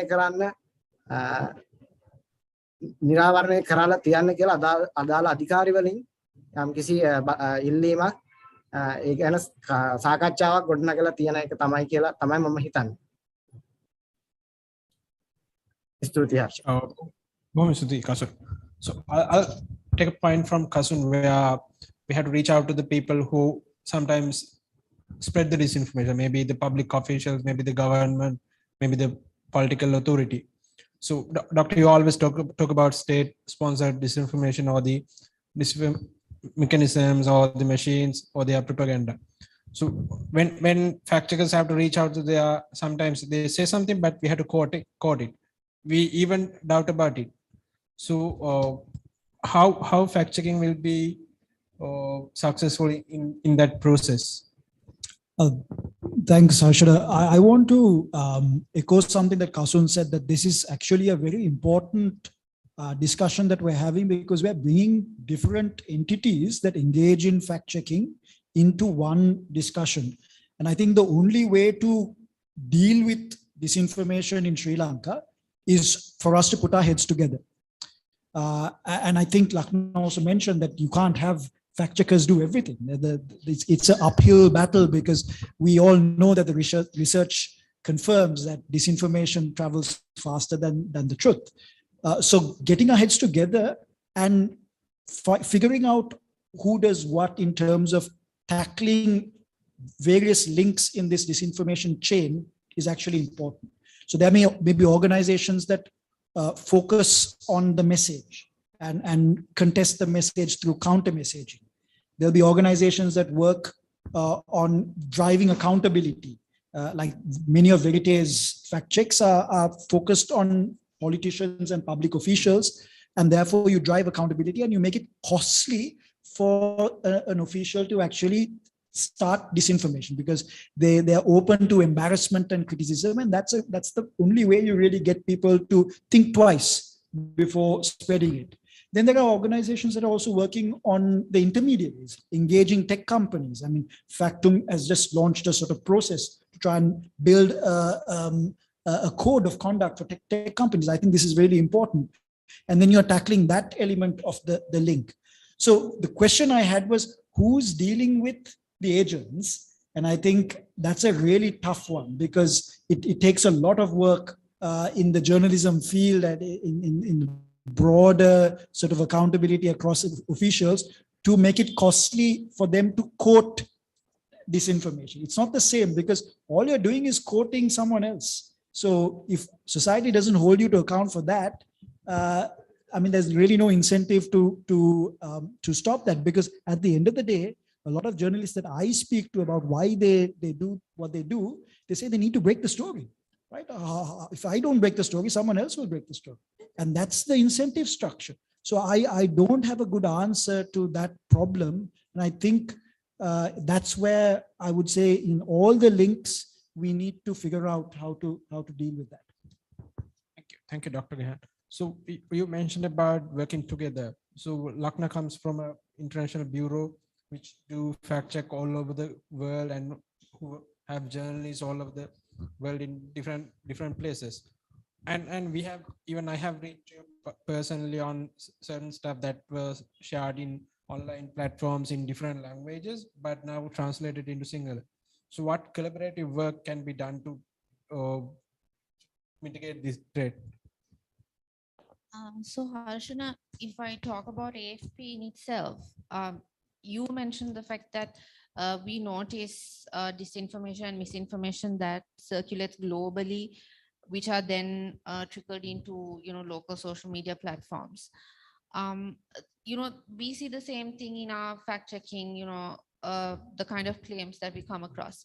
So AFP has one of the largest fact checking networks in the world. So when we have some of the fact checks that we do are, they have a global reach sort of relevance.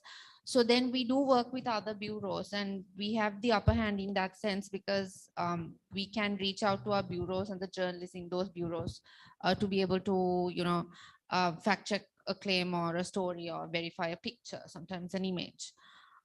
In terms of working with organizations locally, of course, we reach out to each other on a personal capacity to ask, do you have a contact for this source, or what do you think of this story? Do you have any idea? Sometimes when it's very vague, how do you think we should tackle it, sort of thing. But there's no, there's a lack of an sort of official or even sort of a formal mechanism for the fact-checking organizations to come together. And it can even be journalists from mainstream media institutions who are not fact-checkers per se, who are interested in it, who could join it, which it would definitely benefit each and every media organization. So there just has to be interest to build that kind of collaboration or, setting. Thank you. When we talk about collaboration and also talking about journalistic work, this disinformation comes because of the irresponsible journalism as well, or the maybe they are, or the media also kind of spreading misinformation or the disinformation, or the credible media. So what do you think as the journalist to do? What's their role in it? What's their responsibility in it? I think there's a primary role for every journalist, and that is to verify information. That hasn't changed. What has changed is the moment, the swiftness with which information changes, and how it gets muddied because of all these, number of players who are seeking that space and muddying waters for all of us. And the audiences are really getting confused and misled. Sometimes the cost can be really terrible. So Gehan said something about breaking the story. They do break the story sometimes, right? Break in that real sense. You are really running to be the first person to break that story, but what you're actually doing is destroying the story. So that is happening. I think newsrooms have a serious problem that they have to address. Formal newsrooms to informal newsrooms. And what's the problem with the formal newsrooms would be that we are talking about political players and how they, how they do introduce propaganda, right? And we are just sitting ducks for that kind of thing. What about the media houses? What about the ownership models? What about the investments of politicians and political parties? So how this is one of the, I think this is one of the biggest issues that we really have to tackle right now, because political propaganda does come out of media houses. And it's just not politicians or political organizations or interest groups. So the media houses have become interest groups, watching the politicians' interests. So this also calls, like, just as we talk about collaboration, it's really a difficult question also. They themselves must understand that as an industry, we are no longer trusted. We are losing our market space. When you lose trust, you definitely lose your market space because you're losing your value and you have nothing to offer to the community. If that is happening, the community of practitioners, the journalists, the organizations, media heads must put their heads together and see why it is happening, what is in our interest. But I don't think the media ownership is also interested in that. So there lies a problem, as bad as the politicians, because they are beneficiaries from this kind of corrupt political system. They do not want to bear the cat. And that's number one. And second thing, individual journalists. Individually, how much can we do in newsrooms? And I'm talking about the formal mainstream newsrooms, because there are also alternate newsrooms. The alternate newsrooms, Gehan and I were having this little chat before we had this, had this formal interaction.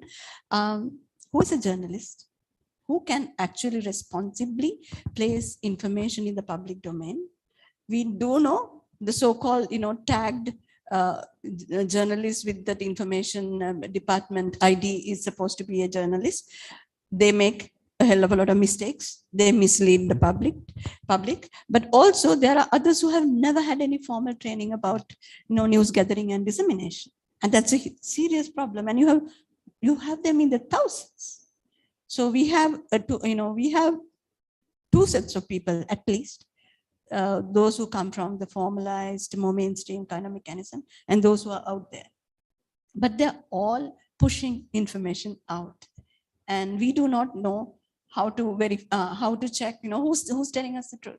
So I think there has to be, even on online platforms and news platforms, you have to have some agreement on the basics of what kind of information and what is the criteria for placing information in the public domain, because we expect people to trust our information. And the same goes for the mainstream newsrooms, and the media leaders have a huge role to play in that. So collaborations of that sort is also necessary for people to, we are just placed. Why do we do? Lakshman was talking about fact checking. You fact check in the public, something of public importance because it matters. And the newspapers, the television stations, who have now become propagandists, many of them, for different political parties, for the governments that come and go, they also must really, have some inward thinking and really reflect upon their role and responsibility without just blaming each other. Kasun, අපි කතා කරා අපේ ජනමාධ්‍ය ගැන. අපි දැක්ක fact Sikh එකනොත් ගොඩක් කරලා තිබ්බ ෆැක්ට් චෙකින් විවිධ වෙබ් අඩවි පුවත්පත් මෙතනදී තියෙන අභියෝගය කොහොමද? මේ සමහර පිළිගත් මාධ්‍ය ආයතන පිළිගත් වෙබ් අඩවි මේ වල වැරදි ප්‍රවෘත්ති කරුණු පරීක්ෂා කරන අපි දිල්රුක්ෂි උනත් කතා කරා මේක ගැන. මේ අභියෝගය කොහොමද දකින්නේ? ඒක විශේෂයෙන්ම මේන්ස්ට්‍රීම් මීඩියා ගැන ගත්තොත් මේන්ස්ට්‍රීම් මීඩියා වල දැන් අපි දකිනවා යනවා අසත්‍ය තොරතුරු, නමුත් ඒක යන පැටර්න් එක ගොඩක් වෙලාවට ටිකක් වෙනස්. මම හිතන්නේ ෆැක්ට් චෙකින් කරන අයටත් සමහර වෙලාවට ඒක ටැකල් කරන්න ටිකක් අමාරු අවස්ථා තියෙනවා. දැන් උදාහරණයක් විදිහට මොකක් හරි සිදුවීමක් සම්බන්ධව දැන් අපි දන්නවා මාධ්‍ය ඇතුලේ තියෙනවා මාධ්‍යයට තොරතුරු ඉදිරිපත් කරන අතරේ එයාලගේ තව ෆීචර්ස්. උදාහරණයක් විදිහට අපි ස්ටෝරි ටෙලිං ගැන කතා කරොත් ඒකේ කියන විලාසය ක්‍රමය වෙනස් වෙන්න පුළුවන්. එතකොට ඒ ක්‍රමයත් එක්ක සමහරලාට අපිට තියෙන අත්දැකීම තමයි ක්‍රමය ඇතුලේ දැන් අපි හිතමු කාගේ හරි උපුටනයක් දක්වනවා, මෙන්න මේ කෙනා මේ ගැන දක්වපු අදහස කොහොමද කියන එක ගැන. එතකොට ඒක උපුටනයක් වුණත් ඒක ඇතුලේ යම්කිසි තොරතුරු තියෙන්න පුළුවන් යම්කිසි සිදුවීමක් හෝ දෙයක් ගැන. ඉතින් ඒ වගේ අවස්ථාවක අපිට ඩිරෙක්ට් ඇඩ්‍රස් කරන්න බෑ මාධ්‍ය ආයතනය කොහොමද අපි මේ ඇයි මේක මෙහෙම ලියලා තියෙන්නේ කියලා. මොකද ඒක අදාළ පුද්ගලයෙක් එක්ක කරන ලද ඉන්ටර්විව් එකක් වෙන්න පුළුවන්, එයාගෙන් ලබා ගන්නපු අදහසක් වෙන්න පුළුවන්. ඉතින් එතකොට අපිට ඇඩ්‍රස් කරන්න වෙන්නේ සමහර වෙලාවට වාර්තාකරුවා විසින් වාර්තා කරලා තියෙන මුල් සිදුවීම. එතකොට මුල් සිදුවීම ගත්තම මුල් සිදුවීම සමහර වෙලාවට ඔෆිෂියල් කෙනෙක් නොවෙන්න පුළුවන්. අපි උදාහරණයක් විදිහට බෙහෙතක් කියලා කියමු. අපි COVID-19 ගැන කතා කරා පහුගිය දවස්වල. ඒකට විවිධ අය අපි මෙහෙම බෙහෙතක් හැදුවා කියලා වගේ එනවා. ඒ වගේ තොරතුරු අපිට එනවා. එතකොට තොරතුරු එන්නේ පුවත්පත හෝ මාධ්‍ය ආයතනයේ මේන්ස්ට්‍රීම් මීඩියා ඩිජිටල් මේ රූපවාහිනිය හෝ ප්‍රවෘත්ති මේ ගුවන්විදුලි යන මාධ්‍ය වලින් විතරක් නෙමෙයි. මොකද ඒක කියලා තියෙන වෙනත් කෙනෙක්. එතකොට අපිට ඇඩ්‍රස් කරන්න වෙනවා සමහර ලාවට ඒ කියපු මුල් කෙනා. එතකොට ඒ වගේ වෙලාවලදී එයා ඔෆිෂියල් මට්ටමේ ඒ කියන්නේ අපි දැන් රජයේ ආයතනයක නම් දැන් සෞඛ්‍ය සම්බන්ධ ගැටලුවක් නම් අපිට වසංගත රෝග විද්‍යා ආයතනයෙන් හරි සෞඛ්‍ය අමාත්‍යාංශයෙන් හරි අහන්න පුළුවන්. නමුත් එයා සාමාන්‍ය පුද්ගලයෙක් නම් සමහර ලාවට අපිට ගැටලු සහගත තත්ත්වයක් වෙනවා. ඒ තොරතුරු ගැන දන්න දත්ත තියෙන්නේ ඔක්කොම යාගාව විතරයි. ඉතින් අපිට ඒ වගේ ගැටලු සහගත අවස්ථා හම්බ වෙලා තියෙනවා. ඉතින් අපි කරන්නේ බොහෝ වෙලාවට මේක අපි මේ පැත්තෙන් කරුණු පරීක්ෂා කිරීම කරන ගමන්ම අනිත් පැත්තෙන් මේ තොරතුරු සහ තොරතුරු වල මතයන් විදියට තියෙන තොරතුරු මොනවාද? ඊට පස්සේ ඒක ඇතුලේ තියෙන කරුණු විදියට තියෙන තොරතුරු මොනවාද කියලා පොඩි වෙන් කර ගැනීමක් කරන්න විශේෂයෙන්ම ග්‍රාහකයාගේ පැත්තෙන් යම් යම් දැනුවත් කිරීම වල අපි නිරත වෙලා ඉන්නවා. ඉතින් ඒ වගේ පැත්තෙන් මම හිතනවා මේ වගේ දේවල් ටිකක් අපිට පුළුවන් වෙයි හදාගන්න. අනිත් කාරණය මාධ්‍ය ආයතන වලින් ගත්තත් අපි උත්සාහ කරනවා විවිධ දැනුවත් කිරීම විවිධ වැඩසටහන් එක්ක මාධ්‍ය වේදීන් සම්බන්ධ කරගෙන මේ ගැන කටයුතු කරන්න. ඒ වගේ අංශ වලින් තමයි අපිට තියෙන අත්දැකීම මේ ගැන කියන්න තියෙන්නේ. බොහොම ස්තුතියි Kasun. So I'll come with two questions, Doctor, and this will be the final round as well, where you talked about Factem joining with the platforms. So in platforms, we have seen, even though the fact checkers have verified that these are false news or the disinformation, we continue to see that. So what is their responsibility? And the other question is, Kasun also mentioned about we have to reach out to people. Sometimes all those information has within one person, maybe the government. And also we have seen during the COVID or even this pandemic, we have seen doctors itself promote certain medicines, certain cures. And also we have seen people are supporting, for example, anti-vaccine campaigns or vaccine hesitance. How can we face this challenge? I don't have a good answer to either of those questions, unfortunately. I think the engagement with tech companies is crucial, and that is happening particularly in a context where a lot of tech companies have been criticized for not doing enough to moderate content on their platforms, right? And in the context of Sri Lanka and Myanmar, we had not only disinformation, but also hate speech mixed with disinformation as a serious problem. And there were inquiries and pieces of research that was actually done to assess the role of tech companies, not in actually actively spreading the disinformation as if they are instigators of disinformation, but not doing enough to prevent it, and also questionably even benefiting from the disinformation in terms of revenue structures. So all of that is a domain that requires engagement. And I think it's a mistake to probably put all tech companies in the same basket, right? I think some tech companies have made progress, others have been slow to respond. And I think what we're learning as we sort of become more experienced in this domain is that we need to also have specific strategies for different tech companies. And I think a overarching code of conduct is a good idea. And this is obviously a non-state initiative. And the response of tech companies will be interesting, because I think tech companies have already shown some interest in collaborating and sort of cooperating with this initiative. So I'm sort of cautiously optimistic. On your second question, I mean, this is the problem. The research across a variety of countries shows us that fact-checking is very good when it comes to contesting misinformation and disinformation and creating knowledge, but it does not change beliefs. And the research is very clear on that. If you want to change beliefs, you can't rely purely on fact-checking. That's a struggle that requires a lot more effort politically, the education front. I mean, sociologically, there are lots of things that need to be done. So if someone wants to believe that vaccines don't work because of a preconceived notion, some kind of bias they already have, they will pick that fact or pick that falsehood to confirm their biases. So it's called motivated reasoning, and there's a little bit of scholarship on that. So I think that's why disinformation is so potent, because people actually pick the stuff that confirm their biases.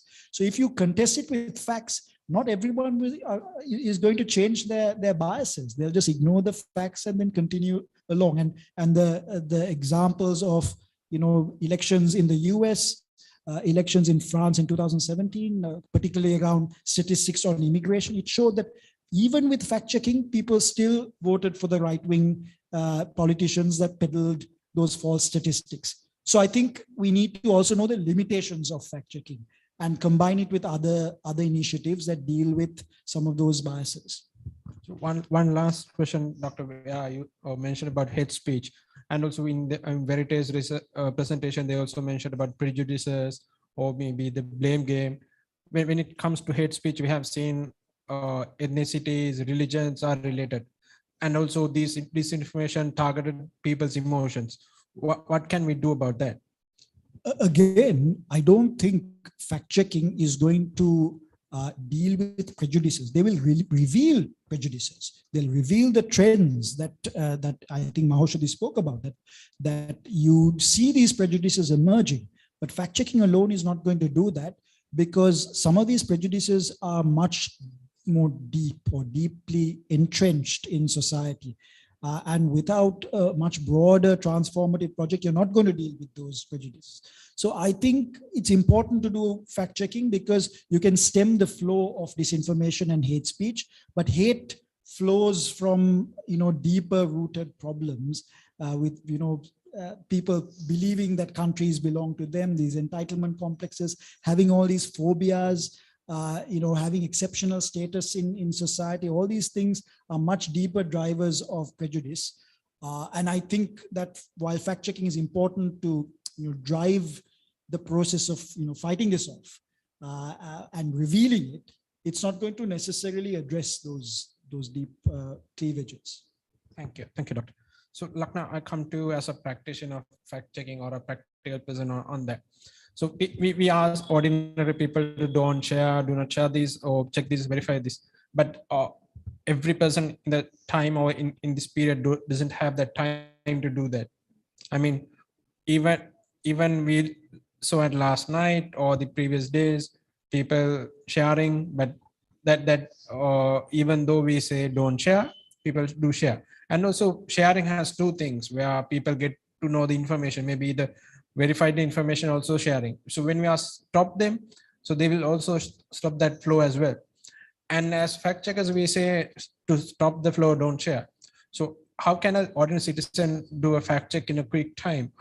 What's your advice to the general public? So unfortunately, there's no one size fits all answer, Harshana, because the type and the patterns of disinformation and misinformation that we saw possibly like even a year ago is not what we see now. People like those with vested interests, those who circulate disinformation, they've got more sophisticated. They've understood how fact checks work, and they try to sort of work through those loopholes. So that is why I say there's no one size fits all, but there are general rules that you can apply. For example, if a claim looks overly exaggerated or too good to be true, always take a step back and do a little bit of digging. If it's an image, now with your mobile phones, you can just do a reverse image search, and most of the time it works. Of course, if the image doesn't have a digital footprint, then you have to dig deeper, but then that's when the don't share rule apply. And then if you're sharing an article, sometimes it's not the article in itself, but it's the headline that's misleading. So every time before you share an article, please go through the article and read it, perhaps like the first few paras, and you'd be able to see whether or not the body reflects what the headline reads. And the other thing is, it's very important to get information from credible sources. If it's an international news agency with a lot of credibility, you would notice that there are no grammar errors or factual errors, because they do run their stories through fact checkers. I wish I could say the same about local media, but hopefully, fingers crossed, we'll get there one day. But like I said, it's very important to share news if you must share from a credible source, so that the probability of that being misleading or partially true or something is less. So it's little bits of practices here and there like that. But yeah, you always have to keep a lookout, because if you're going to think of a set of rules and think if they fit these criteria, then it must be true. If they don't, then it's not true. That's one surefire way to fall prey to misinformation and disinformation. Thank you. Thank you, Nana. So what do you, Dilrukshi, where journalists and the credible journalism can ease the burden on fact checkers? What's your advice to the budding journalists and also the media institutions on this, or to take informed decisions? Because in Sri Lanka, media plays a bigger role, and they have to play a bigger role than what they are doing now.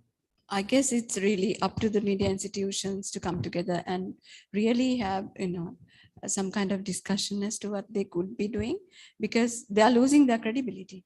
People are losing trust. So that they need to look at the market, because you're interested in your business side, right? So losing your market should be a pain point that you want to address. From a very practical point of view, one of the few things that the center has been advocating is have your newsroom staffers all have some elementary understanding of fact checking, because the little mistakes that we see, sometimes they turn into very costly mistakes, can be quelled if you really treat them at the initial stage. So if someone says, I always say that, and a lot of people take offense when I say this, but in the newsrooms today, you really cannot have someone who is unable to do a very simple fact check. I think it has become something so important. And just like, you had to edit a copy earlier, you had to edit images, treat rushes, all of that. Just like that, being able to verify images and videos has become such an important thing and such a practical thing that you really have to. And there are so many courses, so many opportunities for you to learn that. So I would suggest that at least the newcomers to the industry should go through that phase of learning the basic digital skills of fact checking. But on top of the digital skills, how do you treat a bias? So Kehan was raising the point about how do you treat a bias? We all have inherent biases, and we bring them to the newsroom. And we practice those, we perpetuate those, right? So about my school, about my family, about my country, all kinds of things that they play on our mind. So, they need to be consciously guided through a process. There are simpler processes, and we just had the IFCN director speak about that. So what do? They work with teenagers. There is a teen fact check. And their language is entirely different. They use things like legit, we would say fake or false. So, something that appeals, but something that resonates with that audience, but makes, conveys a meaningful message. So the newsrooms have to look at the new models, engage really the young people, because they're digitally savvy, and they also have the opportunities, and they have years ahead to make some change, some dent, and the newsrooms have to invest in that. Thank you. Thank you very much. Kasun, අපි ප්‍රායෝගික අත්දකින්න දෙයක් තමයි මේ සමහර මිනිස්සු කියවන්නේ නැතිකම නැත්තම් මේක බලන්නේ නැහැ. ෆැක්ට් චෙක් සමහරට දිලුක්ෂි කිව්වා වගේ නිවුස් එකේ අපීල් වෙන්නේ නැහැ. අපි මේ ප්‍රායෝගික ප්‍රශ්න කොහොමද මුහුණ දෙන්නේ?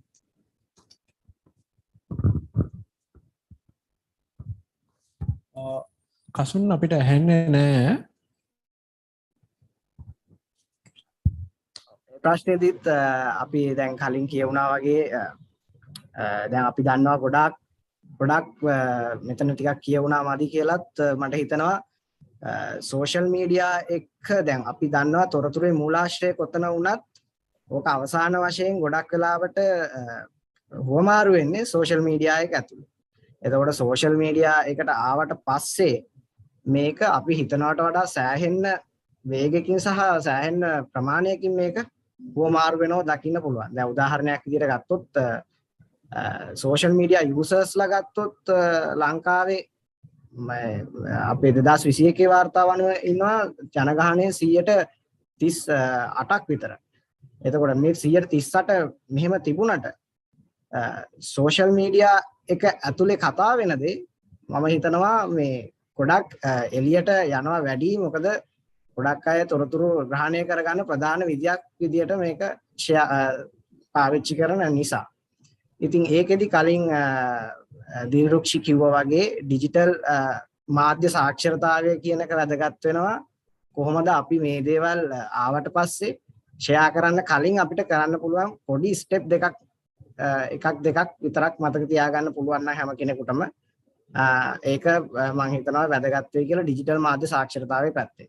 දැන් අනිත් එක දැන් අපි දන්නවා COVID-19 තත්ත්වෙත් එක්ක කලින් නොතිබුණු ප්‍රමාණයක් විශේෂයෙන් මොබයිල් ෆෝන් එක තරුණ ළමයින්ට සහ මේ තරුණ ළමයින්ට අවශ්‍ය වුණා මේ පොඩි ළමයින්ටත් අවශ්‍ය වුණා මේ අධ්‍යාපන කටයුතු වලට. ඊට පස්සේ ඊට අමතරව ඒ අවශ්‍යතාවය සඳහා මිලදී ගත්තට පස්සේ අනිත් අය මේ කලින් තිබුණට වඩා ගොඩක් මේකේ යූසේජ් එක වැඩි වුණා. ඒකත් එක්ක සිද්ධ වෙනවා දැන් අලුතෙන් ෆෝන් එක අතට ගනිපු අයටත් සෝෂල් මීඩියා පාවිච්චි කරන අයටත් ටිකක් මේ ගැන දැනුවත් කිරීමක් කරන්න. මොකද මේ අර සාමාන්‍ය මාධ්‍ය පාවිච්චි කරලා සිදුවෙන හානියට වඩා ඉතා වේගෙන් මේකෙන් සිද්ධ වෙන්න පුළුවන් හානි ප්‍රචාරණය ගැන කලින් කතා කරන නිසා මම මේ නැවත මේ සෝෂල් මීඩියා ගැන ටිකක් කතා කරන්නේ ප්‍රචාරණ ව්‍යාපෘති ගැන. මේකෙන් වෙන්න පුළුවන් හානිය ගැන දැනුවත් කිරීම. ඒකෙදි අපි කලින් කිව්වා වගේ සිම්පල් ලක්න අතිනුත් කියුණා අපි කොහොමද ඉමේජ් එකක් වෙරිෆයි කරගන්නේ, අපි කොහොමද සාමාන්‍ය නිවුස් එකක් ආවට පස්සේ ඒකේ සෝස් එක තියෙනවද නැද්ද කියලා බලාගන්නේ. ඒකත් එක්ක අපේ කොහොමද බයස් හැන්ඩල් කරගන්නේ. අපි මොකක් නිවුස් එකක් දිහා බලද්දී අපේ තියෙන පර්සනල් බයස් පැත්තක තියලා අපි කොහොමද ඒක දිහා බලන්නේ කියලා වගේ පොඩි ස්කිල්ස් ටිකක් අපිට සිද්ධ වෙනවා.